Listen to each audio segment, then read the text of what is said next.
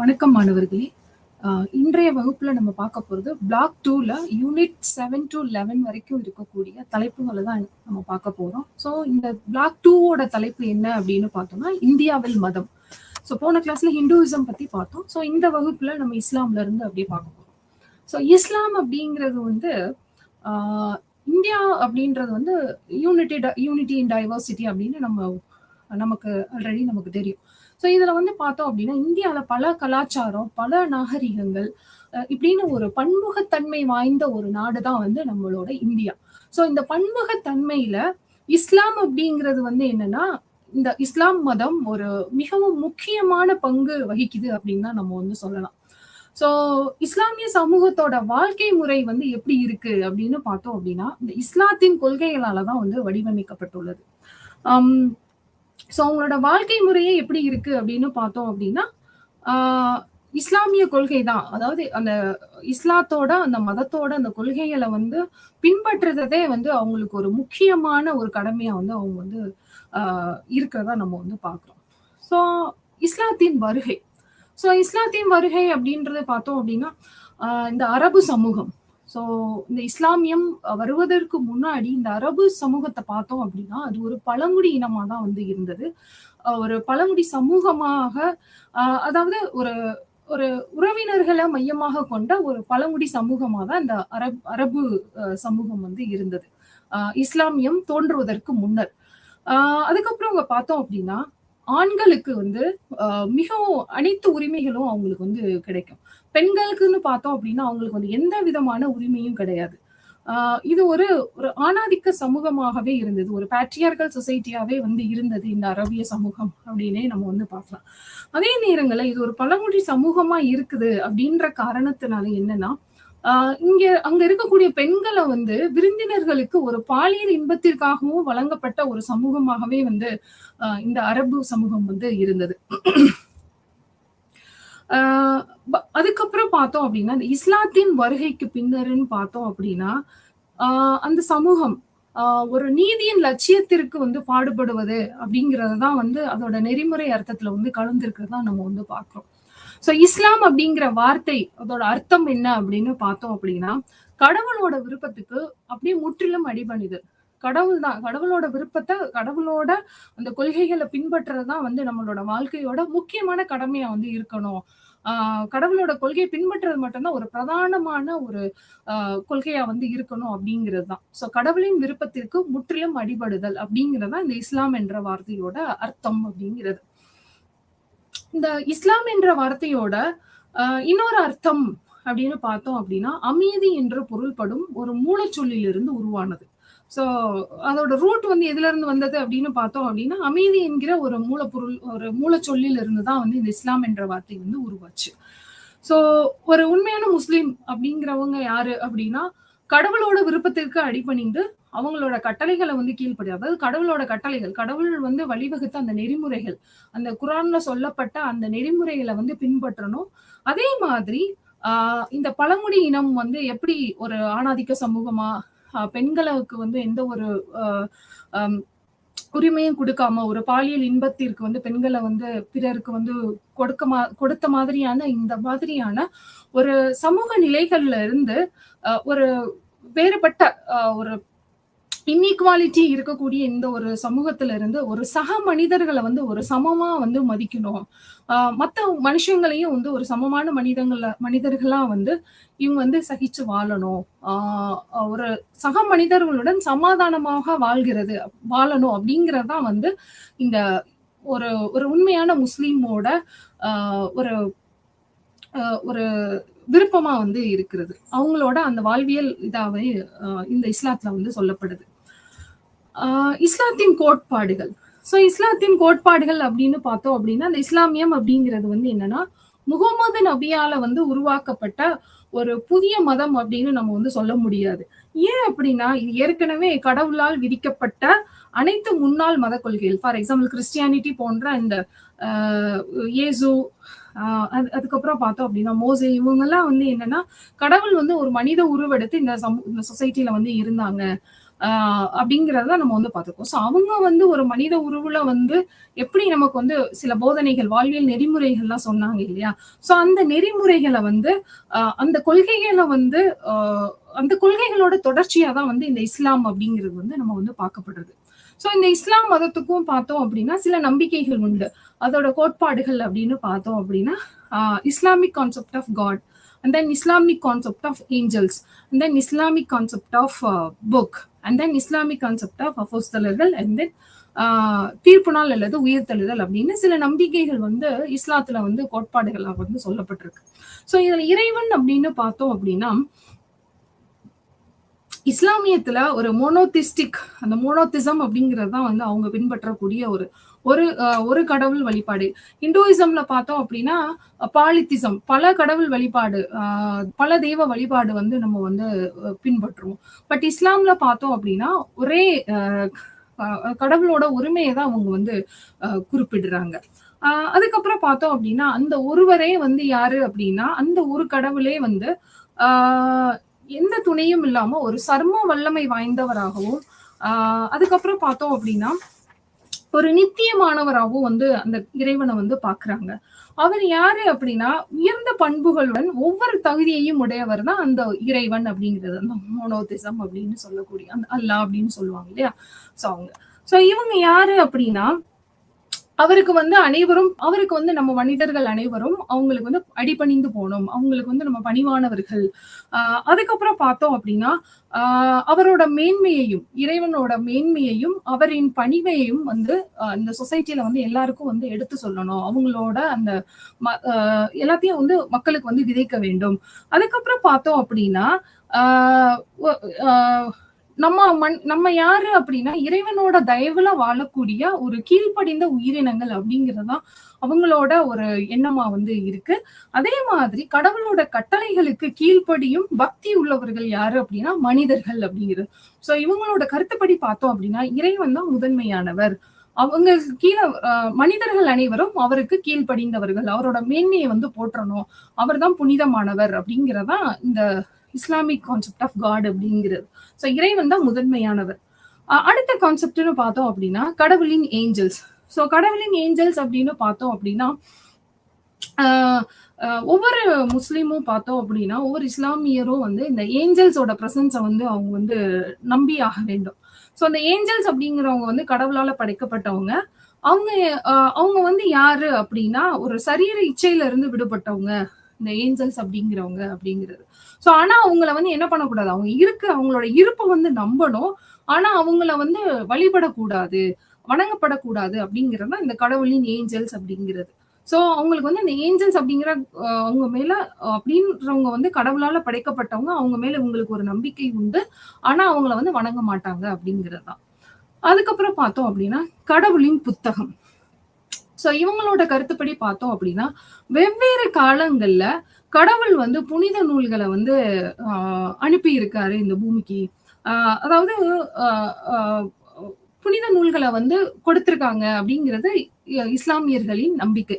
So இங்க வந்து என்ன அப்படின்னா இஸ்லாமியர்களோட புனித புத்தகமா புனித நூல் எது அப்படின்னு பார்த்தோம் அப்படின்னா இந்த திருக்குரான். இந்த திருக்குரான் அப்படிங்கிறது வந்து என்னன்னா முகமது நபிக்கு வந்து கடவுளால் அருளப்பட்ட ஒரு போதனைகளின் மூலமாக இந்த புத்தகம் வந்து வடிவமைக்கப்பட்டது அப்படிங்கிறது இஸ்லாமியர்களின் நம்பிக்கை. ஓகே, சோ கடவுளின் புத்தகம் இஸ்லாமியர் மதத்தின்படி பார்த்தோம் அப்படின்னா திருக்குரான் அப்படிங்கிறது. அதுக்கப்புறம் பார்த்தோம் அப்படின்னா கடவுளின் அப்போஸ்தலர்கள். இந்த அப்போஸ்தலர்கள் யாரு அப்படின்னா அந்த தூதுவர்கள் அப்படின்னு சொல்லுவாங்க இல்லையா, கடவுளோட தூதுவர்கள் அப்படின்னு சொல்லி. சோ முஸ்லிம்கள் கடவுளால் வெளிப்படுத்தப்பட்ட எப்படி அந்த திருக்குரான் வந்து முகமது நபிக்கு வந்து இறைவன் போதிக்கப்பட்டதன் மூலியமா தான் வந்து அவர் எழுதினாரு அப்படின்னு சொல்ற மாதிரியோ இந்த அப்போஸ்தலர்கள் யாரு அப்படின்னா ஒரு தூதுவர்கள், கடவுளால அனுப்பப்பட்ட தூதுவர்கள் அப்படின்னு இவங்க வந்து நம்புறாங்க. அதே மாதிரி பார்த்தோம் அப்படின்னா சில நேரங்கள்ல வந்து நம்ம வந்து பார்த்தோம்ல சமூகத்துல வந்து ஒரு அநீதி நடக்கும் பொழுது கடவுள் வந்து மனித உருவத்துல வந்து இந்த உலகத்துல நடக்கக்கூடிய அநீதி எதிர்த்து கேட்பாரு அப்படின்னு சொல்லி நம்ம வந்து சொல்லுவோம் இல்லையா. ஃபார் எக்ஸாம்பிள் ராமனா இருக்கட்டும், கிருஷ்ணாவா இருக்கட்டும், அப்படி பல கதைகள்லாம் நம்ம வந்து ஹிந்துவிசம்ல வந்து பார்த்தோம். ஸோ அதே மாதிரி இந்த தூதுவர்கள் யாரு அப்படின்னா, இந்த சமுதாயத்துல இருக்கக்கூடிய அந்த மூட நம்பிக்கைகள வந்து மனித குலத்துல இருந்து மீட்டெடுக்கணும்.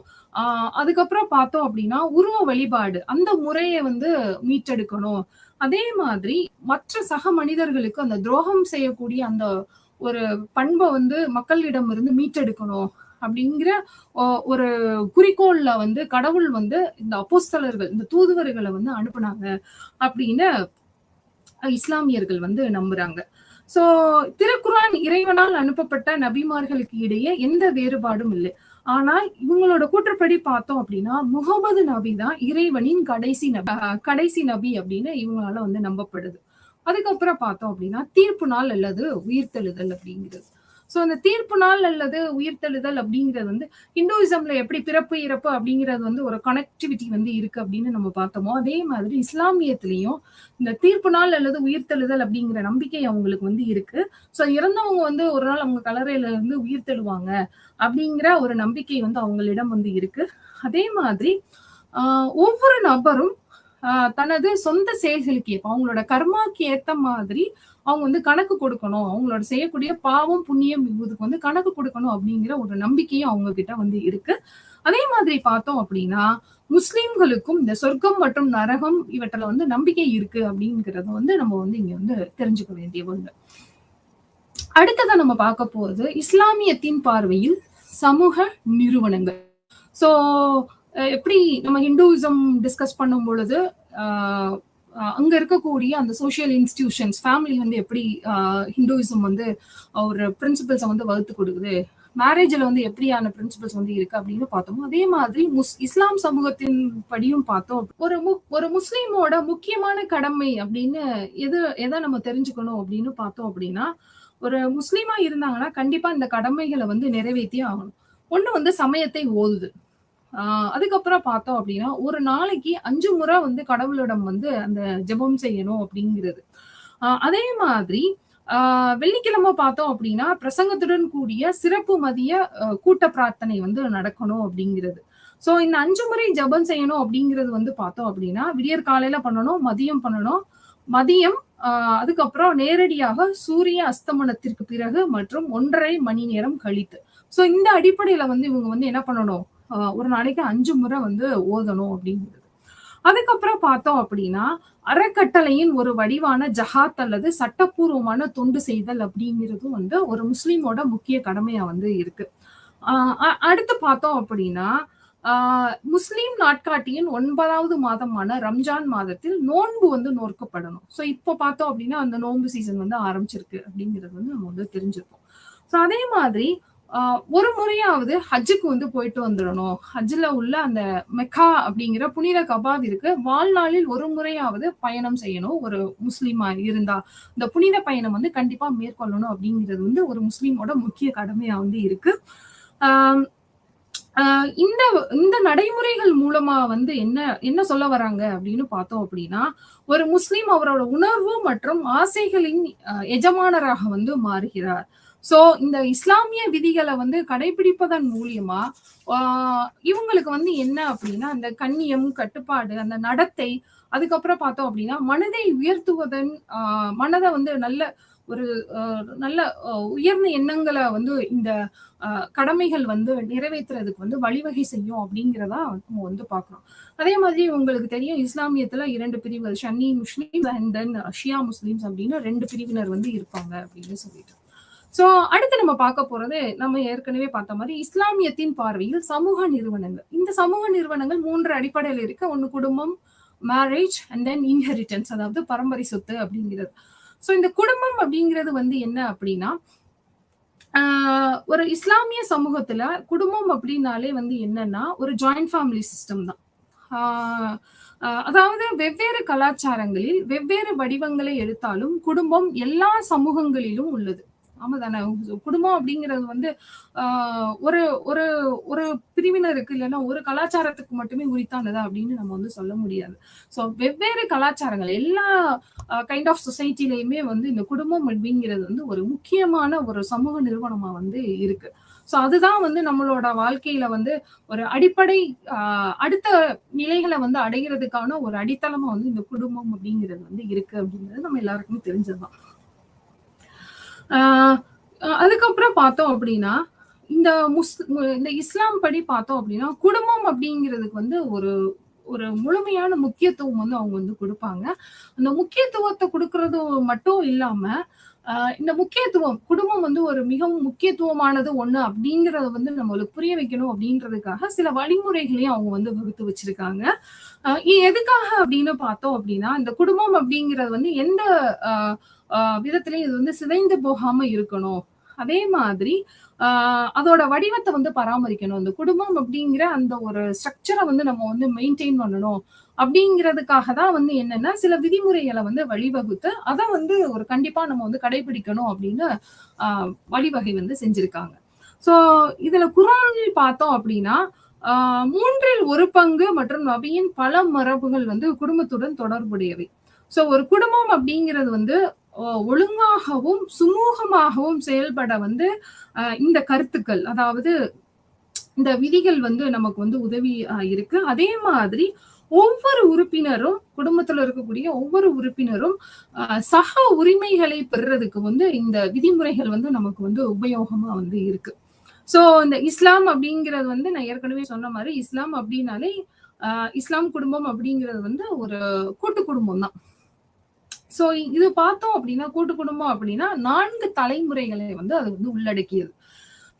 அதே மாதிரி பார்த்தோம் அப்படின்னா இந்த அமைப்பு இந்த குடும்பம் அப்படிங்கிறது வந்து 3 ஃபோல்டுல வந்து பிரிச்சு சொல்லியிருப்பாங்க. சோ முதல் ஃபோல்டுல அப்படின்னு பார்த்தோம் அப்படின்னா ரொம்ப மிகவும் நெருக்கமானவங்க வந்து இந்த ஃபர்ஸ்ட் ஃபோல்டுல வந்து வருவாங்க. கணவன் மனைவி அதாவது husband and wife and then அவங்களோட குழந்தைங்க. அதுக்கப்புறம் பார்த்தோம் அப்படின்னா அவங்களோட இருக்கக்கூடிய பெற்றோர்கள், தாத்தா பாட்டி, அதுக்கப்புறம் அங்க இருக்கக்கூடிய அந்த குடும்பத்துல இருக்கக்கூடிய வேலையாட்கள். சோ இவங்கெல்லாம் வந்து ஃபர்ஸ்ட் ஃபோல்டுல வந்து வருவாங்க. சோ இங்க வந்து பார்த்தோம் அப்படின்னா இந்த ஃபர்ஸ்ட் ஃபோல்டுல நான் ஏற்கனவே சொன்ன மாதிரி 4 தலைமுறைகளை வந்து உள்ளடக்கியது அப்படின்னு சொல்லி தாத்தா பாட்டி, பிற நேரடியான ஏற்றம், அதுக்கப்புறம் பார்த்தோம் அப்படின்னா தந்தை தாயின் சகோதரி, மாமா மாமியார் மாமனார், இந்த மாதிரி நிறைய குடும்ப உறுப்பினர்கள் வந்து வருவாங்க. சோ அதே மாதிரி செகண்ட் ஃபோல்டுல பார்த்தோம் அப்படின்னா இங்க வந்து பார்த்தோம் அப்படின்னா இஸ்லாமிய சமூகத்துல பார்த்தோம் அப்படின்னா ஒரு குடும்ப உறுப்பினர்களுக்கு மட்டுமே வந்து ஒரு முக்கியத்துவம் கொடுக்கக்கூடிய ஒரு விஷயம் போய் இன்னொரு விஷயம் நீங்க கவனிச்சீங்க அப்படின்னா அந்த குடும்பத்துல இருக்கக்கூடிய வேலையாட்களும் யாரு ஒரு குடும்பத்தின் பகுதியா வந்து நம்ம வந்து அவங்கள வந்து பார்க்கணும். அவங்களுக்கு வந்து ஒரு முறையான ட்ரீட்மெண்ட் வந்து கொடுக்கணும். அவங்களையும் ஒரு ஒரு சமமா வந்து நடத்தணும். அவங்கள வந்து அவங்களோட உரிமையை வந்து பாதுகாக்கணும். அவங்களுக்கான சரியான ஒரு ட்ரீட்மெண்ட் வந்து நம்ம வந்து கொடுக்கணும் அப்படிங்கறதான் வந்து இந்த இஸ்லாம் சமூகத்துல ஒரு முக்கியமான ஒரு கொள்கையா வந்து நம்ம வந்து பாக்குறோம். அதுக்கப்புறம் பார்த்தோம் அப்படின்னா இந்த 3 மடிப்புகளிலும் அதாவது இந்த 3 ஃபோல்டு சொன்னேன் இல்லையா, 3 ஃபோல்டா வந்து இந்த குடும்பம் அப்படிங்கிறது வந்து பிரிஞ்சிருக்கு அப்படின்னு சொல்லி. சோ இங்க வந்து பார்த்தோம் அப்படின்னா இந்த வேலையாட்கள் தான் யாரு அப்படின்னா அந்த 3வது ஃபோல்டுல இருக்கக்கூடிய ஒரு ஒரு வெளிப்புற அடுக்க வந்து நிறைவேற்றக்கூடியவங்களாவது இந்த வேலையாட்கள் வந்து இருக்கிறாங்க. அதுக்கப்புறம் திருமணம் மற்றும் விவாகரத்து. அது பாக்குறதுக்கு முன்னாடி குடும்பத்தோட சில குறிக்கோள்கள் மற்றும் அதோட ஃபங்க்ஷன்ஸ் வந்து நம்ம வந்து பாத்திரலாம். இங்க குடும்பம் அப்படிங்கிறது வந்து என்ன அப்படின்னா மனித இனத்தின் பாதுகாப்பு மற்றும் தொடர்ச்சி அப்படின்னு சொல்றாங்க இந்த குடும்பத்தை. ஃபார் எக்ஸாம்பிள் அதாவது இந்த ஒரு இனப்பெருக்கம் செய்வதற்கு ஒரு குடும்பத்தை வந்து அடுத்தடுத்த சந்ததியினரா வந்து கொண்டுட்டு போறதுக்கு உதவுவது இந்த இனப்பெருக்கம் அப்படிங்கிறது. சோ இந்த இனப்பெருக்கத்திற்கான ஒரு அடிப்படையா வந்து இந்த குடும்பம் வந்து ஒரு முக்கியமான ஒரு ஃபங்க்ஷனா வந்து இங்க வந்து ப்ரொக்ரியேஷன் அப்படிங்கறத வந்து ஒரு முக்கியமான ஃபங்க்ஷனா வந்து இங்க வந்து பாக்குறாங்க. சோ அதனாலதான் வந்து இங்க என்னன்னா உளவியல்ல மற்றும் உடலியல் வேறுபாடுகளை வந்து இயற்கையே வந்து ஒரு பாலினங்களுக்கு இடையில வந்து கொடுத்திருக்கு. அதாவது ஆண் பெண் அப்படிங்கிற அந்த பாகுபாடு வந்து இந்த இனப்பெருக்கம் செய்வதற்கான ஒரு முக்கியமான அம்சமா தான் வந்து இந்த இயற்கை வந்து நமக்கு வந்து கொடுத்திருக்கு அப்படிங்கிறத வந்து இவங்க வந்து சொல்றாங்க. அதே மாதிரி ஒவ்வொரு பாலினமும் ஒருவருக்கொருவர் பாராட்டுக்குரியவர்கள். அதாவது நீ பெருசு, நாம் பெருசு, ஆண் பெருசு, பெண்கள் வந்து அவங்களுக்கு வந்து அடிமையானவங்க அப்படிங்கிறத ஒரு வழிமுறை வந்து இல்லாம, இருவருமே யாரு?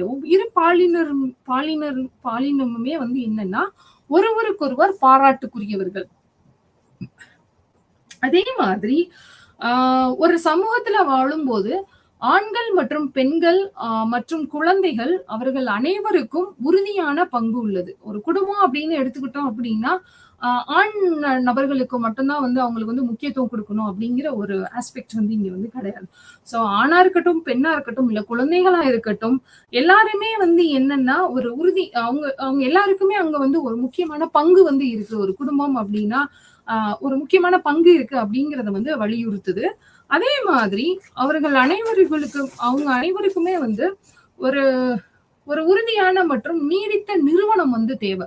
சோ அந்த நிறுவனமா தான் வந்து இந்த குடும்பம் வந்து இங்க வந்து செயல்படுகிறது. அதே மாதிரி குடும்பம் வந்து ஒரு முழு செயல்முறையையும் கவனித்துக் கொள்ளக்கூடிய ஒரு முக்கியமான நிறுவனமா வந்து குடும்பம் வந்து கருதப்படுகிறது. சோ அவ்வளோ முக்கியமான இம்பார்ட்டன்ஸ் வந்து இந்த குடும்பம், இந்த ஃபேமிலிக்கு வந்து குடுக்கப்படுது. அதுக்கப்புறம் பார்த்தோம் அப்படின்னா, இந்த குடும்பத்தோட அடுத்த ஃபங்ஷன் அப்படின்னு பார்த்தோம் அப்படின்னா, ஃபர்ஸ்ட் இனப்பெருக்கம் மற்றும் அவங்களுக்கு இருக்கக்கூடிய அந்த செயல்முறைகள் அப்படின்னு பார்த்தோம். அந்த நெறிமுறைகளின் பாதுகாப்பு. சோ இங்க வந்து என்னன்னா, இந்த குடும்பம் அப்படிங்கிறது மூலியமா ஆண், பெண் இருவருக்கு இடையே வந்து பாலின அந்த ஒரு உறுதியை வந்து குடுக்கறது வந்து இந்த குடும்பம் அப்படிங்கிறது வந்து நம்ம வந்து பார்த்தோம். சோ அதே மாதிரி இந்த குடும்பம் அப்படிங்கிறது வந்து திருமணம் அல்லாத உடலுறவை வந்து இந்த இஸ்லாம் வந்து எல்லா விதங்கள்லயும் வந்து தடை செய்கிறது. சோ அது வந்து பண்ணக்கூடாது. அந்த அதாவது ஒரு ஆண் பெண் இவங்க வந்து என்னன்னா அந்த குடும்பத்துக்குள்ள குடும்பம் அதாவது கணவன் மனைவி தாண்டி வேறொருவருடன் அந்த உடலுறவு கொள்வதை வந்து இந்த இஸ்லாம் சமூகம் இந்த குடும்பம் அப்படிங்கிற அமைப்பு வந்து தடுக்குது அப்படிங்கிறது தான் இங்க ஒரு முக்கியமான ஒரு செயல்முறையா வந்து சொல்றாங்க. அதுக்கப்புறம் பார்த்தோம் அப்படின்னா ஆண்கள் மற்றும் பெண்கள் அவங்களோட விருப்ப தேவைகளை வந்து நிறைவேற்றக்கூடிய ஒரு முக்கியமான பங்கு வந்து இந்த குடும்பம் வந்து வகிக்குது அப்படின்னு சொல்றாங்க.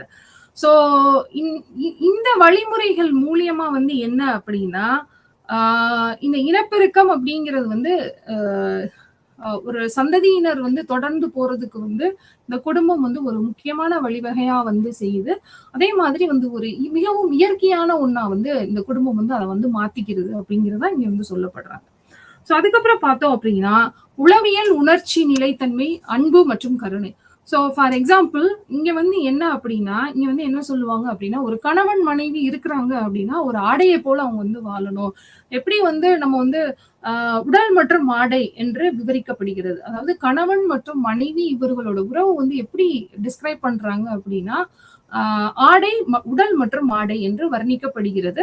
அதாவது கணவன் மனைவி இருவருமே வந்து ஒருவருக்கொருவர் அவங்களோட ஆடையை போன்று ஒருவரை ஒருவர் விட்டு கொடுக்காமல் ஒரு நெருக்கத்தையும் ஒரு ஒருமைப்பாட்டோடையும் வந்து அவங்க வந்து இருக்கணும் அப்படிங்கிறதுதான் இங்க வந்து சொல்லப்படுது. அதாவது கணவன் மனைவி உறவு வந்து ரொம்பவும் புனிதமானது. அதே மாதிரி அவங்க வந்து சுயநலமற்ற ஒரு உறவு நிலையை வந்து இங்க வந்து பின்தொடரணும் அப்படிங்கிறதா இங்க வந்து வலியுறுத்தப்படுகிறது. அதுக்கப்புறம் பார்த்தோம் அப்படின்னா சமூகமயமாக்கல் மற்றும் மதிப்பு நோக்கு நிலை. சோ இந்த குடும்பத்தோட முக்கியமான ஃபங்க்ஷனா என்னன்னு பாக்குறோம் அப்படின்னா இந்த சோசியலைசேஷன் அப்படிங்கிறது. சோ இங்க வந்து பார்த்தோம் அப்படின்னா இஸ்லாம் சமூகத்தின் படியும் பார்த்தோம் அப்படின்னா குடும்பம் அப்படிங்கிறது வந்து ஒரு முக்கியமான ஒரு சமூகமயமாக்கலுக்கான ஒரு அடிப்படையா வந்து இங்க வந்து பார்க்கப்படுறோம். அதே மாதிரி ஒரு ஒரு ஒரு ஃபாதர் இருக்காரு அப்படின்னா ஒரு தந்தை இருக்காரு அப்படின்னா அவர் வந்து தனக்கு கொடுக்கக்கூடிய அதாவது தன் குழந்தைகளுக்கு கொடுக்கக்கூடிய அனைத்தையும் விட சிறந்தது எது அப்படின்னா அவங்களுக்கு கொடுக்கக்கூடிய நல்ல கல்வி மற்றும் பயிற்சி. அதாவது அவங்க நல்ல முறையில வந்து ஒரு சமூகமயமாக்கணும், ஒரு சோசியலைசேஷன் ப்ராசஸ் வந்து ப்ராப்பரா பண்ணணும் அப்படிங்கிறத வந்து எடுத்து சொல்றாங்க இங்க. சோ இந்த சோசியலைசேஷன் ப்ராசஸ், இந்த சமூகமயமாக்கல் அவங்களுக்கு வந்து நல்லது கெட்டதை வந்து சொல்லி கொடுக்கறது வந்து ஒரு முக்கியமான பங்கா வந்து இருக்கு. அவங்களுக்கு செல்வம் சேர்க்கறதை விட மத்த அவங்களுக்கு மத்த சௌகரியங்கள் செய்து கொடுக்கறத விட ஒரு ஃபாதர் அப்படிங்கிற ஒரு அப்பா அப்படிங்கிறவர் யாரு அப்படின்னா தன்னோட குழந்தைக்கு வந்து கல்வியையும் சிறந்த கல்வியையும் நல்ல பயிற்சியையும் வந்து வழங்கணும் அப்படிங்கிறதா இங்க வந்து பார்க்கப்படுது. முக்கியமான ஒண்ணா வந்து சொல்றாங்க. அதுக்கப்புறம் பார்த்தோம் அப்படின்னா ஒரு குழந்தைய பாதுகாக்கணும் அப்படின்னா ஒரு குழந்தைய பாதுகாத்துக்கிறதுல வந்து அப்பா அம்மா அவங்களுக்கு மட்டுமே வந்து ஒரு கவனித்துக் கொள்ற ஒரு ஒரு இது இருக்கு அப்படின்னு பார்த்தோம் அப்படின்னா அப்படி கிடையாது. சோ உங்க மதத்தின்படி பார்த்தோம் அப்படின்னா ஆஹ் இந்த குடும்பத்தை பராமரிக்க அதாவது ஒரு குழந்தைய வந்து பராமரிக்கிறதுக்கு வந்து என்னன்னா அவங்களோட நெருங்கிய உறவினர் தூரத்து உறவினர் அனைவருக்குமே வந்து பங்கு இருக்கு. ஃபார் எக்ஸாம்பிள் சோசியலைசேஷன் அப்படின்னாலே வந்து என்னது எங்க இருந்து ஸ்டார்ட் ஆகுது அப்படின்னா நம்ம ஃபேமிலில இருந்து தான் ஸ்டார்ட் ஆகுது. 5 வயசு வரைக்கும் நம்ம குடும்பத்துலதான் இருப்போம். அதுக்கப்புறம் தான் வந்து எங்க போவோம், வீட்டுக்கு வெளியில விளையாட போறது, அண்ட் தென் ஸ்கூலுக்கு போறது, அங்க போய் ஃப்ரெண்ட்ஸோட மீட் பண்றது. அதுக்கப்புறம் ஒவ்வொரு ஸ்டேஜ்லயும் நம்ம ஒவ்வொரு நிலையில வந்து நம்ம வந்து சமூகமயமாதல் ஆகிக்கிட்டே இருப்போம். சோ அந்த மாதிரி இந்த சமூகமயமாதலுக்கு ஒரு முக்கியமான ஒரு ஒரு கருவியா வந்து இந்த குடும்பம் வந்து இருக்கு. சோ இந்த குடும்ப உறுப்பினர்களுக்கு மட்டுமே வந்து இந்த சமூகமயமாக்கல் வந்து பங்கு கிடையாது. தொலைதூர சொந்தக்காரங்களுக்கு இதுல வந்து உரிமை இருக்கு. பக்கத்துல இருக்கக்கூடிய அந்த நெய்பர்ஹுட் அவங்களுக்கும் வந்து என்னன்னா ஒரு முக்கியமான பங்கு இருக்கு அப்படிங்கறத வந்து வலியுறுத்துது. சோ அதே மாதிரி இந்த குடும்பத்தோட இன்னொரு முக்கியமான ஃபங்க்ஷனை என்னன்னு பாக்குறோம் அப்படின்னா சமூகம் மற்றும் பொருளாதார பாதுகாப்பு. சோ இந்த இஸ்லாம்ல பார்த்தோம் அப்படின்னா மனைவிக்கு வந்து என்னதான் அவங்க வந்து ஒரு ப்ராப்பர்ட்டி இருந்தாலும் கணவனுக்கு வந்து ஒரு சட்டப்பூர்வமான அதாவது கணவனுக்கும் வந்து என்னது குடும்பத்தை கவனித்துக் கொள்ள வேண்டும் அப்படிங்கிறது வந்து சட்டப்பூர்வமாகவே வந்து உத்தரவிடப்பட்டுள்ளது. அதே மாதிரி சில நேரங்கள்ல வந்து ரத்த உறவினர்களும் வந்து இங்க வந்து ஒரு இந்த சமூகம் மற்றும் பொருளாதார பாதுகாப்புல வந்து பங்கெடுத்துக்கணும் அப்படிங்கிறது வந்து இங்க வந்து வலியுறுத்தப்படுகிறது. அதுக்கப்புறம் பார்த்தோம் அப்படின்னா திருமணம் மற்றும் விவாகரத்து. சோ இங்க திருமணம் அப்படிங்கிறது வந்து என்ன அப்படின்னா இஸ்லாமிய மதத்தின்படி பார்த்தோம் அப்படின்னா ஆஹ் ஆஹ் ஒரு இந்த திருமணம் அப்படிங்கிறது வந்து ஒரு இனப்பெருக்கத்திற்கான ஒரு வழிமுறை மட்டுமே, அதாவது சந்ததியினரை உருவாக்குவதற்கான ஒரு வழி மட்டுமே. ஆனால் இந்த திருமணம் அப்படிங்கிறது வந்து என்ன அப்படின்னா ஒரு பாலுறவு ஆசையை வந்து திருப்திப்படுத்துறதுக்கான வழிமுறை அல்ல அப்படிங்கிறதா இங்க வந்து சொல்லப்படுது. ஒரு செக்ஷுவல் ப்ளஷர் மட்டுமே அங்க வந்து ஒரு முக்கியமான ஒரு இம்பார்ட்டன்ட் ஆஸ்பெக்டா வந்து கொடுக்கக்கூடிய ஒரு இம்பார்ட்டன்ட் ஆஸ்பெக்டா வந்து மேரேஜ் வந்து கிடையாது. இது வந்து ப்ரொக்ரியேஷன் பண்றதுக்கான ஒரு ஆஸ்பெக்டா தான் இங்க வந்து பாக்குறாங்க இந்த மேரேஜ் அப்படிங்கிறது. அதாவது நபிகள் நாயகத்தோட மிகச்சிறிய வாசகம் வந்து இது வந்து மிக தெளிவா வந்து தெளிவுபடுத்தும். என்ன அப்படின்னா திருமணம் செய்து உருவாக்கு, அதாவது திருமணம் செய்து அந்த சந்ததியினரை உருவாக்கு அப்படிங்கிறதா இங்க வந்து மறைமுகம் வந்து சொல்லப்படுது. சோ அதுக்கப்புறம் பார்த்தோம் அப்படின்னா எல்லா முஸ்லீமும் வந்து என்ன அப்படின்னா நிக்காஹ் வந்து செஞ்சுக்கிறணும். அதாவது அந்த திருமணத்திற்கான அரபு வார்த்தை அப்படின்னா நிக்கா அப்படின்னு சொல்லுவாங்க. அதாவது ஒன்றுபடுதல். இந்த நிக்கா அப்படின்னாலே வந்து என்னன்னா ஒன்றுபடுதல் அப்படிங்கிற அர்த்தம் தான். இங்க வந்து என்னன்னா அனைவருமே வந்து திருமணம் செய்து கொள்ளணும். அதையும் தாண்டி சில குறிப்பிட்ட காரணங்கள், அதாவது சிறப்பு காரணங்களை தவிர, அதாவது திருமணம் செய்து கொள்ளாம இருக்கிறதுக்கு சிறப்பு காரணம் ஏதாவது இருந்ததே ஒழிய அனைவருமே வந்து என்ன பண்ணணும், அனைத்து முஸ்லிம்களும் இந்த திருமணம் அப்படிங்கிற ஒரு பந்தத்தை வந்து உருவாக்கிக்கணும் அப்படிங்கிறதா வந்து இங்க அடிப்படையா வந்து சொல்றாங்க. அண்ட் தென் குரான்ல பார்த்தோம் அப்படின்னா சில திருமண உறவுகளை வந்து சட்டவிரோதமாக்குகிறது. அதாவது என்ன மாதிரியான சட்டவிரோதங்கள் வந்து இருக்கு திருமணம் பண்றதுல அப்படின்னு பார்த்தோம் அப்படின்னா ஒரே நேரத்துல 2 சகோதரிகளை வந்து திருமணம் செய்யக்கூடாது அப்படிங்கிறது வந்து ஒரு விதிமுறையா வந்து இருக்கு. அதே மாதிரி ஒரு பெண் தன் தந்தை வழி அத்தையை ஏற்கனவே திருமணம் செய்து கொண்ட ஒருவரை திருமணம் செய்து கொள்ளக்கூடாது அப்படிங்கிறது இந்த விதிமுறைகள்லாம் வந்து இருக்கு திருமணம் செய்கிறது. அதே மாதிரி இந்த திருமணத்துல பல வகைகள் வந்து உண்டு. பலதார மனம். சோ பலதார மனம் அப்படிங்கிறது வந்து ஒரே நேரத்துல வந்து பல பெண்களை வந்து திருமணம் செய்து கொள்ளக்கூடிய இது. சோ முகமது நபிகளோட வருகைக்கு முன்னாடி பார்த்தோம் அப்படின்னா மனைவிகளின் அதாவது அரபிய சமூகத்துல வந்து இந்த மனைவிகளின் எண்ணிக்கை வந்து என்னன்னா பல எண்ணிக்கை வந்து அதிகமா தான் இருக்கு. 1க்கு மேற்பட்ட நம்பர்ல தான் வந்து இருந்ததா நம்ம வந்து பாக்குறோம். அதாவது பலதார மனம் அப்படிங்கிறது வந்து செல்லுபடியாகும் அப்படிங்கிற கருத்தும் வந்து இங்க வந்து இருந்தது. பட் நபிகள் நாயகத்தின் காலத்திற்கு பிறகு அவர்களோட நபிகள் நாயகத்தரோட அரைவலுக்கு அப்புறம் பார்த்தோம் அப்படின்னா, சில நியூ ரூல்ஸ்லாம் வந்து கொண்டுட்டு வந்தாங்க. இங்க முக்கியமான ரூலே என்ன அப்படின்னு பார்த்தோம் அப்படின்னா, இஸ்லாமிய மனைவிகளின் எண்ணிக்கையை சரிபார்க்குதல். அதாவது குர்ஆன் இந்த எண்ணிக்கையை 4ஆக மட்டப்படுத்தியது. அதாவது அட்லீஸ்ட் ஒரு 4 திருமணத்துக்கு மேல 4 பெண்களுக்கு மேல வந்து திருமணம் பண்ணக்கூடாது அப்படிங்கிற ஒரு இத வந்து கொண்டுட்டு வந்தாங்க. நபிகள் நாயகத்தோட வருகைக்கு பின்னர். அதுக்கு முன்னாடி பார்த்தோம் அப்படின்னா, 4க்கும் மேற்பட்ட திருமணங்கள்லாம் 4க்கும் மேற்பட்ட அ பெண்களோட வந்து இவங்க வந்து திருமண உறவு வந்து கொண்டுட்டு இருந்திருக்காங்க இந்த அரபிய சமூகத்துல. ஸோ முகமது நபிகளோட வருகைக்கு பின்னாடி பார்த்தோம் அப்படின்னா, அந்த 4ஆ வந்து குறைச்சிருக்காங்க அப்படிங்கிறது தான் இங்க வந்து சொல்லப்படுது. அதே மாதிரி இந்த 4 பேரையும் வந்து என்னன்னா, ஒரு சமமாக வந்து நடத்தணும் அப்படிங்கிறது வந்து குர்ஆன் வந்து வலியுறுத்துகிறது. அதுக்கப்புறம் இது வந்து ஒரு இனிஷியல் ஸ்டேஜ். அதுக்கப்புறம் பார்த்தோம் அப்படின்னா, பலதார மணத்த வந்து தடை செய்தல் அப்படிங்கிறது. ஆ ஒரு ஒரு ஒரு ஒரு விதியாக பார்த்தோம் அப்படின்னா, இஸ்லாம் ஒரு பெண்ணை ஒரு நேரத்தில் ஒன்றுக்கு மேற்பட்ட கணவனை திருமணம் செய்து கொள்ள அனுமதிக்கவில்லை. அதாவது அ அ அதாவது ஒரு பெண்ண வந்து ஒரு ஆணுக்கு ஒரே நேரத்துல வந்து 1க்கு மேற்பட்ட வந்து கணவன்கள வந்து திருமணம் செய்யக்கூடாது அப்படிங்கிறது இங்க வந்து சொல்லப்படுது. அதே மாதிரி மூட்டா மேரேஜ் அப்படின்ற ஒரு ஒரு வ ஒரு வகையான திருமணமும் வந்து இஸ்லாமியத்துல வந்து இருந்திருக்கு. இங்க வந்து என்ன அப்படின்னா, ஆ ஆ இது வந்து என்னன்னா, ஒரு அ இந்த திருமணம் செய்து கொள்ளக்கூடிய பெண்களோட விருப்பம் வந்து அவங்களோட பெர்சனல் சாய்ஸா தான் வந்து இருந்திருக்கு, இந்த மூட்டா மேரேஜ்ல. ஆ அவங்களோட சொந்தக்காரங்க யார்கிட்டயும் வந்து நம்ம போய் சம்மதம் வாங்கணும் அப்படிங்கிற ஒரு அவசியம் வந்து கிடையாது. ஃபார் எக்ஸாம்பிள், ஏதாவது ஒரு குடும்பத்துல ஆண் வந்து வெளியூருக்கு வேலைக்கு போயிருக்காங்க அப்படின்னும் பொழுது, அவங்களுக்கு போய் அவங்க கூட வந்து திருமணம் செய்து கொண்டு ஒரு செக்சுவல் ப்ளஷர் வந்து அ அதாவது அ அ அவங்க கூட ஒரு திருமண பந்தத்த வந்து உருவாக்கிக்கிறது. அதுதான் வந்து மூட்டா மேரேஜ் அப்படிங்கிறது. அதாவது வீட்டை விட்டு வெளியில் இருக்கும் ஆண் ஒருவருக்கு மனைவியை வழங்குவதே இந்த திருமணத்தின் நோக்கமாகும். இந்த மூட்டா மேரேஜோட நோக்கமா வந்து சொல்லப்படுது. ஸோ இங்க வந்து பார்த்தோம் அப்படின்னா, இந்த மூட்டா மேரேஜ் மூலியமா பிறக்கக்கூடிய குழந்தைகள் வந்து என்னன்னா, முறையானவர்கள் அப்படின்னு சொல்றாங்க. அதே மாதிரி அவங்களுக்கு வந்து சொத்துல வந்து சம பங்கு உண்டு அப்படிங்கிறது வந்து இங்க வந்து சொல்லப்படுது.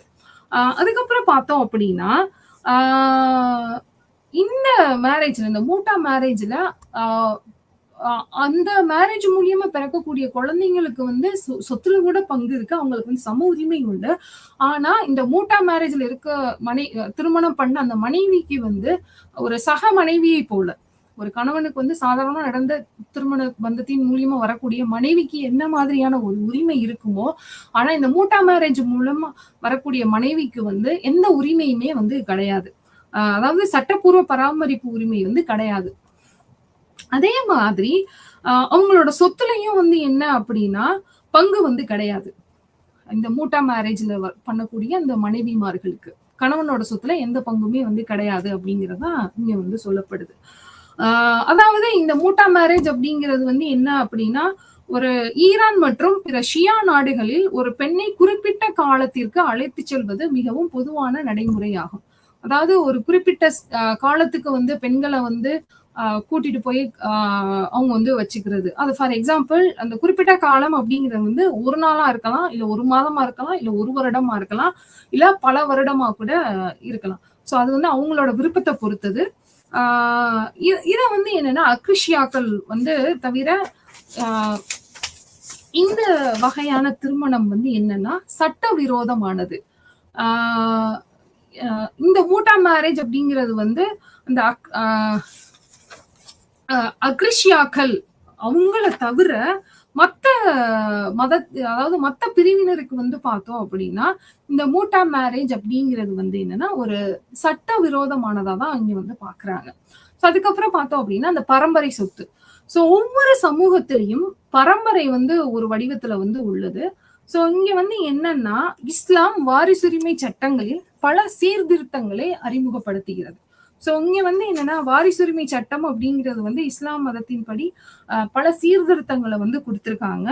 ஒவ்வொரு வாரிசுகளின் பங்கையும் இஸ்லாம் தெளிவாக வரையறுத்து தீர்மானித்துள்ளது. ஸோ அந்த அந்த சொத்து பிரிக்கிறதெல்லாம் வந்து எல்லாமே முன்னாடியே ஒரு ஒரு ஒரு தெளிவான வரையறை வந்து உங்களுக்கு வந்து இருக்கு. அதாவது இந்த வரையறை வகுத்தது மூலியமா என்ன பயன் இருக்கு? ஒரு பரம்பரை சொத்த வந்து பிரிக்கிறதுல, ஒரு வரையறை பண்றதுல, என்ன ஒரு அ ஒரு அ ஒரு நன்மை இருக்கு அப்படின்னு பார்த்தோம் அப்படின்னா, இங்க வந்து பெண்களுக்கான சமூகம் மற்றும் பொருளாதார உரிமை வந்து பாதுகாக்கப்பட்டுச்சு. இந்த சொத்து உரிமை வழங்குறதுல பார்த்தோம் அப்படின்னா, பெண்களுக்கு வந்து ஒரு முக்கியமான நன்மை வழங்குச்சு அப்படின்னே கிடைச்சுச்சு அப்படின்னே நம்ம வந்து சொல்லலாம். அதே மாதிரி ஆண்களுடன் ஒரு நிகரான ஆண்களுடன் ஒரு இணை பங்காளிகளா வந்து அ இந்த சொத்து பெறுறதுல வந்து பெண்களுக்கு வந்து உரிமை வந்து கிடைத்தது. அதே மாதிரி இந்த சொத்து கிடைக்கிறது மூலியமா வந்து என்ன ஆச்சு அப்படின்னா, அந்த சமூகம் மற்றும் பொருளாதார அ வாழ்வியல் வந்து முன்னேறதுக்கான ஒரு வழிவகை செய்யும் அப்படின்னு சொல்றது மூலியமா, என்ன ஆகும்? அவங்களோட கௌரவமும் வந்து என்ன ஆகும்? கௌரவம் வந்து மீட்டெடுக்கும். அவங்களோட ஸ்டேட்டஸ் வந்து உயரும் இல்லையா? சோ அதுதான் இங்க வந்து சொல்லப்படுது. அதே மாதிரி பெண்களுக்கு ஒரு பங்கு, அது சிறிய அளவா இருந்தாலுமே, அதிக அளவா இருந்தாலும் சரி, அதாவது சொத்து வந்து சின்ன அளவுல இருந்தாலும் சரி, பெரிய அளவுல இருந்தாலும் சரி, ஆ பெண்களுக்கு வந்து சொத்துரிமை குடுக்கணும் அப்படிங்கிறது வந்து ஒரு முக்கியமான ஒரு கொள்கையா வந்து இங்க வந்து பார்க்கப்படுறோம். அதே மாதிரி ஒரு மகன், ஒரு மகளை வந்து ஒரு கணவன் வந்து விட்டுட்டு இறந்துட்டாரு. அ ஒரு ஒரு ஒரு ஆணுக்கு வந்து ஒரு பையன், ஒரு பொண்ணு இருக்காங்க அப்படின்னா, அந்த சமயத்துல அவங்க வந்து இறந்துட்டாங்க அப்படின்னா, அவரோட சொத்து வந்து 3ஆ வந்து பிரிக்கப்படும். அதுல வந்து பார்த்தோம் அப்படின்னா, 2 பங்கு மகனுக்கும், 1 பங்கு மகளுக்கும் வந்து வழங்கப்படும்.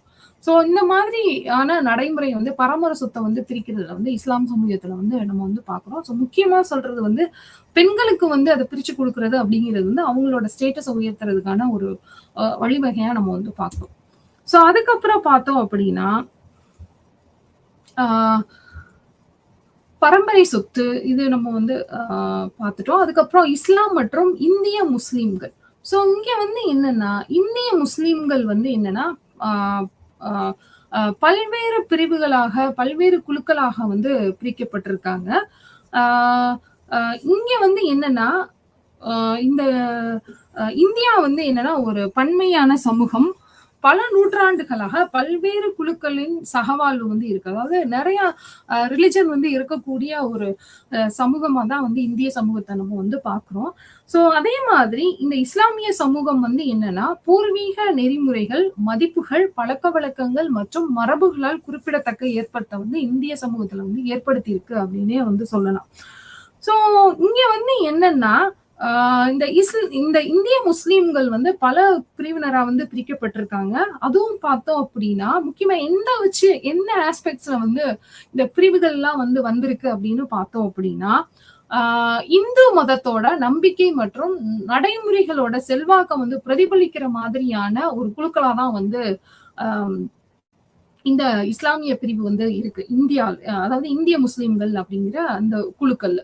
சோ குறிப்பா பார்த்தோம் அப்படின்னா, ஏன் இந்து நம்பிக்கைய வந்து இங்க வந்து பிரதிபலிக்கிற மாதிரி இருக்கு அப்படின்னு பார்த்தோம் அப்படின்னா, ஆ இங்க இருக்கக்கூடிய முஸ்லிம்கள் வந்து என்னன்னா, குறிப்பாக சாதி அமைப்புடன் தொடர்புடையவர்கள். சோ அந்த எப்படி ஹிந்துயிசத்துல வந்து காஸ்ட் அப்படிங்கிறது வந்து ஒரு வர்ணா சிஸ்டம் அப்படின்னு நம்ம வந்து டிஸ்கஸ் பண்ணோம் இல்லையா? எப்படி ஜாதி அப்படிங்கிறது வந்து ஒரு அஸ்கிரைப்டு ஸ்டேட்டஸா வந்து சொல்லப்பட்டாங்களோ, அதே மாதிரி இங்க வந்து என்னன்னா, இந்திய முஸ்லிம்களும் வந்து என்னன்னா, அந்த ஜாதி அமைப்போட வந்து நெருங்கிய தொடர்புடையவர்களா வந்து இருக்கிறாங்க. ஆம். அதுக்கப்புறம் பார்த்தோம் அப்படின்னா, ஆ அ அதாவது ஒவ்வொரு குழுவும் பின்பற்றும் தொழில்களின் அடிப்படையில் இந்த பிரிவுகள் அமைகின்றன. நான் ஏற்கனவே சொன்ன மாரி ஹிந்துயிசத்துல அந்த வர்ணா சிஸ்டம் அப்படிங்கிறது வந்து, ஆ எந்த கேரக்டரிஸ்டிக்ஸ வச்சு சொல்றாங்க அப்படின்னா, அவங்களோட தொழில் முறைய வச்சு தான் வந்து பிரிப்பாங்க அப்படின்னு நம்ம வந்து பார்த்திருக்கோம். ஸோ அதே தான் இங்கேயும் வந்து ஒரு பிரதிபலிக்கிறதா வந்து இஸ்லாமியத்திலயும் வந்து பிரதிபலிக்கிறதா வந்து பார்க்கப்படுது. ஆ அதான் ஆனா வந்து பார்த்தோம் அப்படின்னா, சோ இந்த பண்ப தவிர, அதாவது இந்த தொழிலை குறி அ அ அ ஜ இந்த தொழில் ரீதியா அந்த பிரிக்கிறத தவிர்த்த, பிற குணாதிசயங்களான அதாவது இஸ்லாமியத்துல வந்து இந்த தொழில் சார்ந்த பிரிப்பு வந்து ஜாதி வந்து இந்த தொழில் சார்ந்த பிரிப்பு வந்து கிடையாது. ஆனா, அத தாண்டி ஆ ஹிந்துயிசம் வந்து ஃபாலோ பண்ண அந்த எண்டோகேமி அப்படிங்கிறது வந்து ஆ ஆ கடைபிடிக்கிறது. அதாவது அதாவது இந்த தீண்டாமை. உயர் ஜாதி தாழ்ந்த ஜாதியினர் வந்து தொடக்கூடாது அப்படிங்கிற அந்த தீண்டாமை, அதே மாதிரி தூய்மை மற்றும் மாசுபாடு, பியூரிட்டி அண்ட் பொல்யூஷன் அப்படிங்கிற மாதிரியான விஷயங்கள் வந்து இஸ்லாம் சமூகத்துல வந்து இல்ல அப்படின்னு தான் வந்து சொல்லப்படுறோம். சோ இங்க வந்து என்னன்னா அந்த ஜாதி அமைப்பு எதோட தொடர்புடையதா இருக்கு அப்படின்னு பார்த்தோம் அப்படின்னா, இந்து மதத்தின் படி பார்த்தோம். இந்து மதத்துல எப்படி ஆக்குபேஷனை வச்சு பிரிச்சாங்களோ, ஒவ்வொரு ஜாதியினரும் இந்த தொழிலை தான் செய்யணும் அப்படின்னு பிரிச்சாங்களோ, அந்த ஒரு ரிசம்பிளன்ஸ் மட்டும்தான் வந்து இஸ்லாம் சமூகத்துல வந்து இருக்கே ஒழிஞ்சு, மத்தபடி இந்த எண்டோகமியை வந்து ஃபாலோ பண்றது, பியூரிட்டி அண்ட் பொல்யூஷனை வந்து பாக்குறது, அண்ட் தென் நீ மேல் நீங்க வந்து மேல் ஜாதி, நான் வந்து கீழ் ஜாதி அப்படிங்கிற அந்த ஒரு இன்இக்வாலிட்டி, அந்த ஒரு படிநிலை எதுவுமே வந்து இருக்கிறதா வந்து நம்ம வந்து பார்க்கல. சோ இதோட இஸ்லாம் வந்து நம்ம வந்து இதுதான் இஸ்லாமிய சமூகத்தோட முக்கியமான விஷயங்களை வந்து நான் இன்னைக்கு டிஸ்கஸ் பண்ணணும் அப்படின்னு நினைச்சது. சோ அடுத்த ஆஸ்பெக்ட்ல பார்த்தோம் அப்படின்னா, அடுத்த மதம் அப்படிங்கிறது வந்து கிறிஸ்துவம் அப்படிங்கிறது. சோ இந்த கிறிஸ்துவம் அப்படிங்கிறது வந்து எதை வலியுறுத்துது அப்படின்னு பார்த்தோம் அப்படின்னா,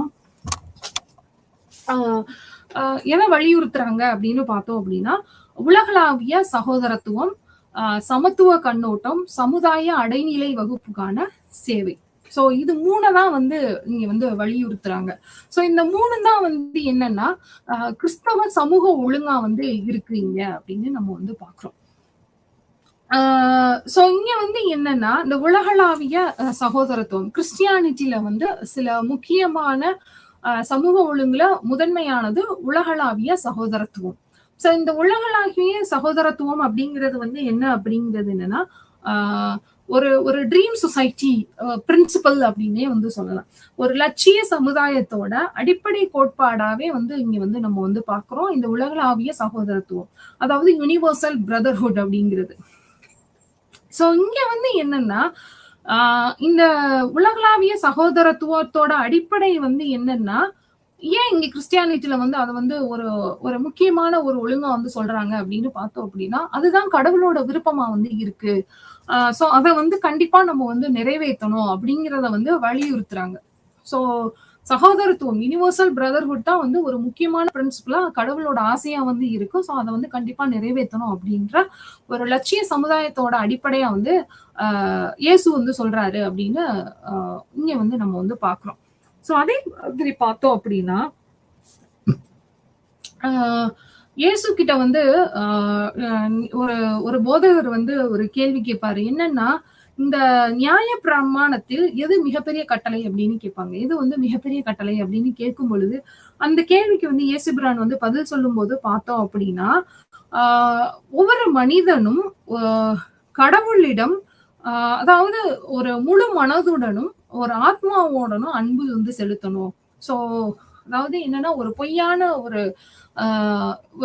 ஒரு அன்பை வந்து செலுத்தக்கூடாது. கடவுள் கிட்ட வந்து என்னன்னா ஒரு முழுமையான ஒரு புனிதமான ஒரு முழு மனதுடன் ஒரு புனிதமான ஆத்மார்த்தமான அன்பை வந்து செலுத்தணும் அப்படிங்கறதுதான் வந்து ஒரு முதல் கட்டளையா வந்து சொல்லப்படுறாங்க. அதுதான் வந்து மிகப்பெரிய கட்டளை. அதுக்கப்புறம் இரண்டாவது வந்து என்னன்னா, எப்படி கடவுள்கிட்ட வந்து நீ உண்மையான ஒரு ஆத்மார்த்தமான அன்பை வந்து செலுத்துறியோ, அதே மாதிரி உன்னோட வாழக்கூடிய சக மனிதர்களுக்கும் இந்த ஒரு ஒரு முழு மனதான ஒரு ஆத்மார்த்தமான அன்பை வந்து சக மனிதர்களுக்கும் வழங்கணும் அப்படிங்கறதா வந்து இரண்டாவது கட்டளை. சோ இது ரெண்டுமே வந்து முக்கிய கொள்கைகளா வந்து சொல்லப்படுது. அதுக்கப்புறம் பார்த்தோம் அப்படின்னா, ஒரு உலகளாவிய சகோதரத்துவத்துல வந்து இது வந்து முக்கியமான ஒரு பதிலா வந்து சொல்றாங்க. ஃபர்ஸ்ட் வந்து பார்த்தோம் அப்படின்னா, அந்த பெரிய கட்டளைகள்ல முதல்ல வந்து கடவுளுக்கு வந்து உண்மையான அன்பு செலுத்தணும். அதே மாதிரி சக மனிதர்களுக்கும் ஒரு உண்மையான அன்பை செலுத்தணும் அப்படிங்கிறது வந்து என்னன்னா, ஒரு உலகளாவிய சகோதரத்துவம், யூனிவர்சல் பிரதர்ஹுட் வந்து உருவாகிறதுக்கு ஒரு அடிப்படை கருத்தா வந்து இருக்கும், அடிப்படை கோட்பாடா வந்து இருக்கும் அப்படிங்கிறது வந்து இங்க வந்து நம்பப்படுது. அதுக்கப்புறம் பார்த்தோம் அப்படின்னா சமத்துவ கண்ணோட்டம். சோ சமத்துவ கண்ணோட்டம் அப்படிங்கிறது வந்து என்னன்னா,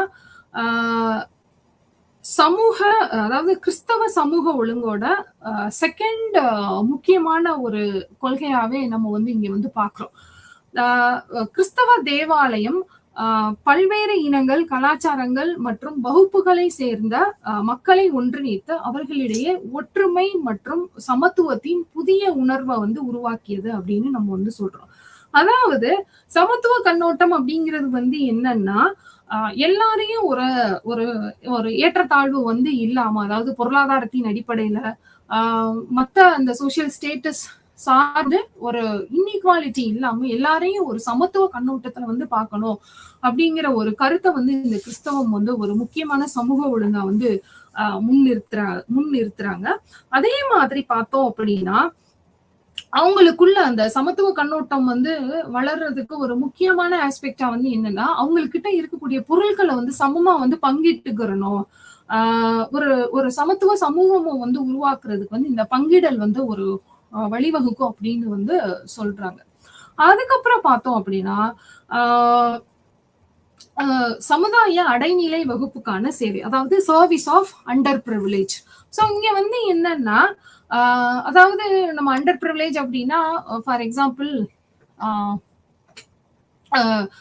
அண்டர் பிரிவிலேஜ் அப்படின்னா எக்கனாமிக்கலி, சோசியலி கீழ்நிலையில இருக்கிறவங்களதான் வந்து நம்ம வந்து அண்டர் பிரிவிலேஜ் அப்படின்னு சொல்லுவோம் இல்லையா.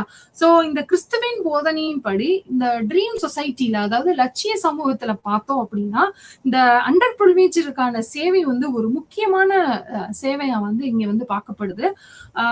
இயேசு மனிதனாக வாழ்ந்த காலத்துல வந்து துன்பத்துல இருக்கும் மக்களிடம் மிகுந்த இரக்கத்தை காட்டினார். தம்மை பின்பற்றுபவர்களுக்கும் அதையே வந்து செஞ்சார். அதாவது அவர் வந்து மனித பிறவியை எடுத்து வரும் பொழுது என்னன்னா, இங்க இருக்கக்கூடிய பின்தங்கியவர்களுக்கு ஒரு ஒரு எந்த பாகுபாடும் இல்லாம எல்லாரையும் ஒரு சமநிலையில தானே வச்சு பார்த்தாரு. சோ அதே மாதிரி இங்க இருக்கக்கூடிய மனிதர்களும் வந்து என்ன பண்ணணும் அப்படின்னா, இந்த அடித்தளத்துல அடைநிலையில இருக்கக்கூடிய மக்களுக்கும் வந்து என்ன பண்ணணும், ஒரு ஒரு ட்ரீட்மெண்ட் வந்து கொடுக்கணும். அவங்கள வந்து மிகுந்த இரக்கத்தோட அவங்கள வந்து ட்ரீட் பண்ணணும். அவங்களுக்கான அந்த சமத்துவத்தை வந்து கண்டிப்பா வந்து கொடுக்கணும் அப்படிங்கிறதா இங்க வந்து ஒரு முக்கியமான சமூக ஒழுங்கா வந்து சொல்லப்படுறாங்க. சோ இந்தியாவில் கிறிஸ்தவம். சோ அடுத்த ஆஸ்பெக்ட்னு பார்த்தோம் அப்படின்னா, இந்தியாவில் கிறிஸ்தவம் அப்படின்னு பார்த்தோம் அப்படின்னா, இது வந்து 4 விதங்கள்ல நம்ம வந்து பார்க்க போறோம். சோ முதலாவதாக வந்து பார்த்தோம் அப்படின்னா, இந்த கிறிஸ்துவின் தூதவர்கள் ஒருவரான தாமஸ் அப்படிங்கிறது, அதாவது அப்போஸ்தலர்கள் ஒருத்தரான, அதாவது தூதுவர்களில் ஒருவரான தாமஸ் அப்படிங்கிறது வந்து கிறிஸ்தவம் அதன் தொடக்கத்தில் இருந்தே இந்தியாவில் அறிமுகப்படுத்தப்பட்டது அப்படின்னு சொல்லலாம்.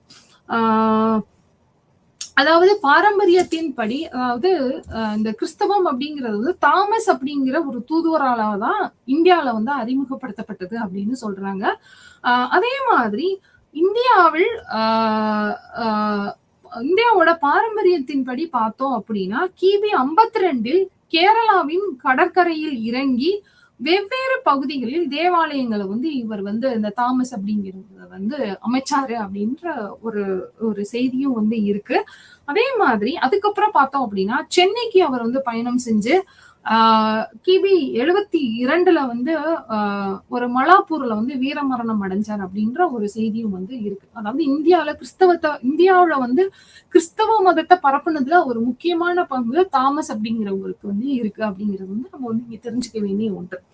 சோ ஆரம்பகால கிறிஸ்தவர்களின், அதாவது ஃபார் எக்ஸாம்பிள் கேரளாவின் ஆரம்பகால கிறிஸ்தவர்கள் யாரு அப்படின்னா, சோ கேரளால ஆரிஜின் அந்த கிறிஸ்டியன்ஸை வந்து எப்படி சொல்லுவாங்க அப்படின்னா, செயின்ட் தாமஸ் கிறிஸ்டியன்ஸ் அப்படின்னு வந்து சொல்லுவாங்க அவங்கள. சோ அவங்க யாரு அப்படின்னா, சிரியா கிறிஸ்தவர்கள் என்றும் அழைக்கப்படுகிறார்கள். சிரியா கிறிஸ்தவர்கள் அப்படின்ற இன்னொரு பேரும் வந்து இந்த கேரள கிறிஸ்தவர்களுக்கு வந்து உண்டு. அதாவது அந்த தாமஸ் அப்படிங்கிறவரோட ஆரிஜினை ஃபாலோ பண்ணி வந்தவங்க. அதுக்கப்புறம் பார்த்தோம் அப்படின்னா, இது வந்து ஒரு சிரியால இருந்து வந்ததுனால இத வந்து ஒரு சிரியா கிறிஸ்தவர்கள் அப்படின்னு வந்து சொல்லல. அவங்க வந்து என்னன்னா, அவங்களோட வழிபாடு வந்து லத்தீன் வழிபாட்டு முறையிலிருந்து வேறுபட்டதுனாலதான் வந்து இவங்களை வந்து எப்படி சொல்றாங்க அப்படின்னா, சிரியா கிறிஸ்தவர்கள் அப்படின்னு சொல்றாங்க. சிரியா கிறிஸ்தவர்கள் வந்து யாரு அப்படின்னா, கேரள சமூகத்துல ஒரு வளமான சமூகத்தின் ஒரு பகுதியை வந்து உருவாக்கினர். அதுக்கப்புறம் பார்த்தோம் அப்படின்னா, அவங்க வந்து யாருன்னா உயர் ஜாதிகள்ல வந்து வரிசைப்படுத்தப்பட்டனர் இந்த சிரியா கிறிஸ்தவர்கள் கேரளால. அதே மாதிரி நாட்டின் பிற பகுதிகள்ல வந்து இந்த கிறிஸ்தவ நம்பிக்கையை வந்து பரப்புவதுல வந்து இந்த சிரியா கிறிஸ்தவர்கள், அதாவது செயின்ட் தாமஸ் கிறிஸ்தவர்கள் வந்து மிக முக்கிய பங்கு வகித்தார்கள் அப்படின்னே நம்ம வந்து சொல்லலாம். சோ இது வந்து இந்தியாவில கிறிஸ்தவம் உருவாகுவதற்கான ஒரு முன்னுரையா நம்ம வந்து பார்க்கலாம். சோ அடுத்து இந்தியால கிறிஸ்தவம் வந்து எப்படி உருவாச்சு, எப்படி வளர ஆரம்பிச்சுச்சு அப்படின்னு பார்த்தோம் அப்படின்னா, இந்த ஐரோப்பியர்களோட வருகை. ஐரோப்பியன்ஸோட அரைவல் அப்படின்னு நம்ம வந்து சொல்லலாம். சோ இது வந்து என்னன்னா 16ஆம் நூற்றாண்டோட தொடக்கத்துல இருந்து ஐரோப்பியர்களின் வருகை வந்து இந்தியாவுல வந்து கிறிஸ்தவம் பரவுறதுக்கான ஒரு முக்கியமான ஒரு ரீசனா வந்து நம்ம வந்து சொல்லலாம்.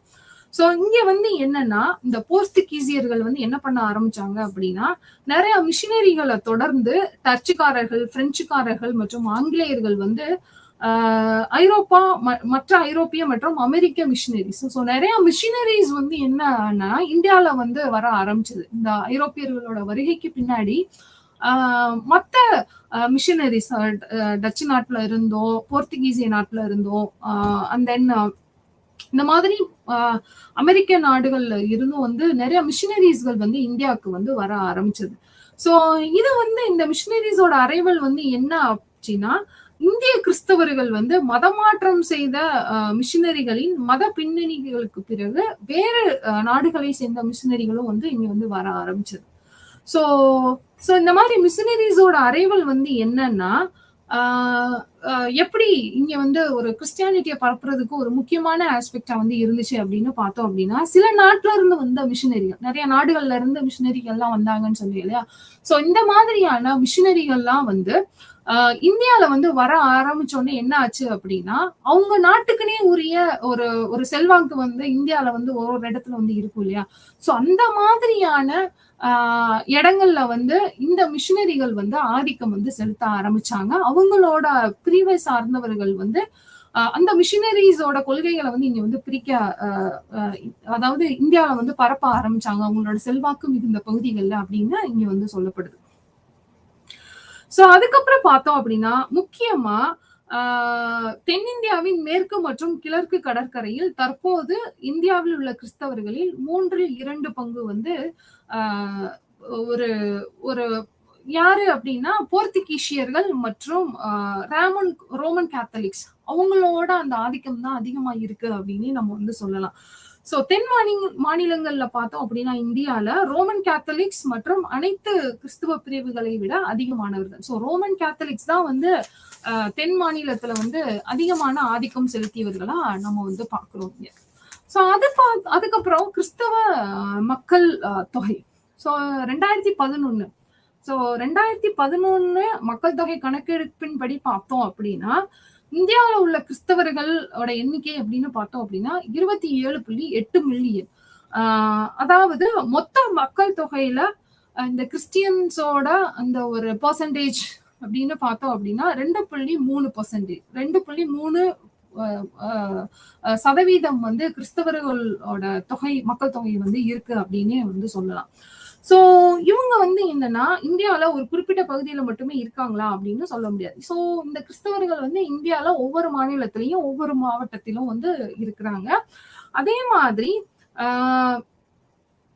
அதாவது ஒரு சில பிராந்தியங்கள்ல வந்து என்னன்னா கொஞ்சம் அதிகமாவே வந்து கிறிஸ்டியன்ஸ் வந்து அதிகமாவே வந்து இருக்கிறாங்க. ஒரு சில பகுதிகள்ல அதாவது அதிக எண்ணிக்கையில வந்து இருக்கிறாங்க அப்படின்னே வந்து சொல்லலாம். ஆனா குறிப்பிட்டு இங்க மட்டும்தான் இருக்கிறாங்க அப்படின்னு சொல்ல முடியாது. சோ கிறிஸ்தவர்கள் இந்தியா முழுவதுமே பரவி இருக்காங்க அப்படின்னு அதுதான் வந்து இங்க வந்து சொல்லப்படுது. அதே மாதிரி சோ நான் சொன்னேன் இல்லையா ஒரு அதிகமான பரவல் கிறிஸ்தவர்களோட அதிகமான பரவல் வந்து ஒரு சில பகுதிகளில் வந்து இருக்கும் அப்படின்னு சொன்னேன் இல்லையா. சோ அது வந்து எந்த ஏரியா அப்படின்னு பார்த்தோம் அப்படின்னா கேரளா, தமிழ்நாடு, அதுக்கப்புறம் கோவா. சோ இந்த 3 பகுதிகளில் பார்த்தோம் அப்படின்னா பெரும்பாலான ஒரு முக்கியமான ஒரு இடத்த வந்து கிறிஸ்தவர்கள் வந்து பிடிச்சிருக்காங்க அப்படின்னே வந்து சொல்லலாம். அதே மாதிரி வடகிழக்கு மலைப்பகுதிகள்லயும் வந்து என்னன்னா இந்த கிறிஸ்தவர்களோட அறைவல் வந்து அவங்களோட அந்த ஒரு வசிப்பு வந்து இருக்கு அப்படின்னு நம்ம வந்து சொல்லலாம். For example Nagaland, Mizoram, Meghalaya, Manipur. So இந்த மாதிரியான வடகிழக்கு மலைப்பகுதி மாநிலங்கள்லயும் வந்து இந்த கிறிஸ்தவர்களோட எண்ணிக்கை வந்து நம்ம வந்து பார்க்க முடியும். சோ மூணாவதா சோ இந்தியாவுல கிறிஸ்தவம் அதன் கீழே வந்து மூணாவதா நம்ம பார்க்க போறது மதங்கள் மற்றும் பிரிவுகள். சோ இதுல வந்து பார்த்தோம் அப்படின்னா கிறிஸ்தவர்களின் உலக அமைப்பில் உள்ள பிளவுகள்ல வந்து ஒரு பன்முகத்தன்மை வந்து இருக்கு அப்படின்னே வந்து சொல்லலாம். ஃபார் எக்ஸாம்பிள் ப்ராட்டஸ்டன்ட் அப்படின்னு சொல்லுவாங்க. அதுக்கப்புறம் இந்த ப்ராட்டஸ்டன்ட்ஸ் அப்படிங்கிறது வந்து Church of North India and then Church of South India அப்படின்னு சில பிரிவுகள்லாம் வந்து இந்தியால வந்து நம்ம வந்து பார்க்க முடியும் அப்படின்னே வந்து சொல்லலாம். சோ கிறிஸ்தவர்கள்ல வந்து இந்த ரோமன் கேத்தலிக்ஸ், அதுக்கப்புறம் ஆங்கிலோ மற்றும் சிரியா கிறிஸ்தவர்கள் வந்து தனித்தனி அடையாளத்தை வந்து அவங்களுக்குள்ள வந்து வச்சிருப்பாங்க. சோ எல்லாருமே வந்து என்னன்னா, இப்ப ரோமன் கேத்தலிக்கா இருக்கிறாங்க அப்படின்னா அவங்களுக்கான அடையாளம் வந்து தனியா வந்து இருக்கும். சோ எல்லாரும் ஒரே மாதிரியான அடையாளங்களை வந்து வச்சிருப்பாங்க அப்படின்னு சொல்ல முடியாது. சோ கிறிஸ்டியானிட்டிக்குள்ள சில பிரிவுகள் வந்து இருக்கு. சோ ஒவ்வொரு பிரிவினரும் அவங்களுக்குன்னே உரித்தான சில அடையாளங்கள் வந்து அவங்க வந்து வச்சிருக்காங்க அப்படின்னே நம்ம வந்து சொல்லலாம். சோ ஃபார் எக்ஸாம்பிள் அதுலயும் பார்த்தோம் அப்படின்னா இந்த ரோமன் கேத்தலிக் அப்படின்னா இவங்க யாரு அப்படின்னா இந்த லாட்டின் சடங்குகளை வந்து பின்பற்றக்கூடியவங்களா இவங்க வந்து இருக்கிறாங்க. அதுக்கப்புறம் பார்த்தோம் அப்படின்னா இந்த வெவ்வேறு தேவாலயங்கள் வந்து என்னன்னா இந்த ஒவ்வொரு பிரிவுக்கான தேவாலயம் வந்து அந்தந்த பகுதியில அந்தந்த பிரிவு வந்து எங்க ஜாஸ்தியா இருக்கிறாங்களோ அந்தந்த பகுதிகளில் வந்து இந்த பிரிவு தேவாலயங்கள் வந்து ஜாஸ்தி. ஃபார் எக்ஸாம்பிள் ரோமன் கேத்தலிக்ஸ் அதிகமா இருக்கிறாங்க ஒரு ஏரியால அப்படின்னா அங்க வந்து ரோமன் கேத்தலிக் சர்ச் வந்து இருக்கும். சோ அந்தந்த பிரிவுக்கு ஏத்த மாதிரி இந்த தேவாலயங்கள் வந்து இங்க வந்து இருக்கு அப்படின்னே நம்ம வந்து சொல்லலாம். அதுக்கப்புறம் பார்த்தோம் அப்படின்னா மிஷினரிஸ் மற்றும் பொதுநல நடவடிக்கைகள். சோ இங்க வந்து என்னன்னா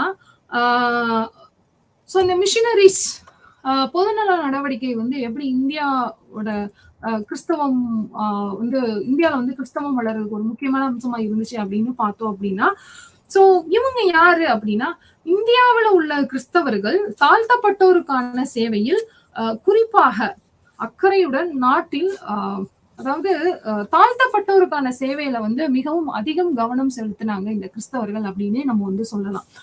சோ அதாவது இந்த மிஷினரிஸ் மற்றும் பொது நடவடிக்கைகள் அப்படிங்கிறது வந்து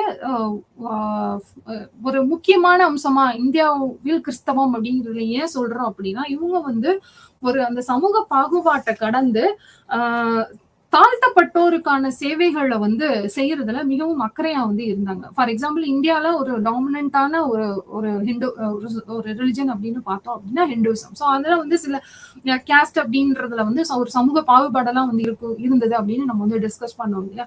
சோ பட் இந்த கிறிஸ்டியானிட்டியில பார்த்தோம் அப்படின்னா இவங்க வந்து இந்தியால வந்து அந்த ஒரு சமூக பாகுபாடு இன்றி அவங்க வந்து சேவை செய்ய தொடங்கினாங்க. சோ அதுவே வந்து இந்தியால வந்து கிறிஸ்தவம் வந்து செழிக்கிறதுக்கு ஒரு முக்கியமான ஒரு விஷயமா வந்து நம்ம வந்து பார்க்கப்படுறோம். அதே மாதிரி நம்ம சுத்திலும் நம்ம வந்து பார்த்திருக்கோம் நிறைய கிறிஸ்டியன் மிஷனரிஸ் வந்து ஹெல்த் ஆஸ்பெக்ட்லயும் சரி எஜுகேஷனல் ஆஸ்பெக்ட்ஸ்லயும் சரி நிறைய மிஷனரிஸ் தான் வந்து பல கல்வி நிறுவனங்கள் அதுக்கப்புறம் பார்த்தோம் அப்படின்னா மருத்துவ நிறுவனங்களை நிறுவி அவங்களோட சேவையை வந்து தொடர ஆரம்பிச்சாங்க.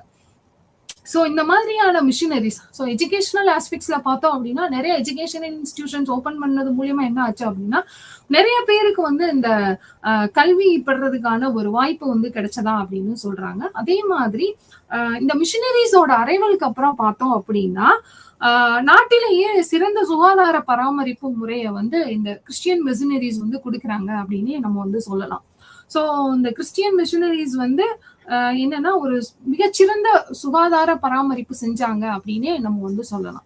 சோ இந்த மாதிரியான விஷயங்கள்னால என்ன ஆச்சு அப்படின்னா அதிகமான கல்வி பெற்ற மாநிலமாக வந்து கேரளா வந்து உருவாச்சு. சோ இப்போ வந்து கேரளா வந்து கல்வி அறிவுல ஒரு உயர்ந்த நிலையில இருக்கு அப்படின்னா இந்த கிறிஸ்டியன் மிஷனரிஸோட அரைவல் வந்து ஒரு முக்கியமான ஒரு பங்காற்றுச்சு அப்படின்னே நம்ம வந்து சொல்லலாம் இங்க.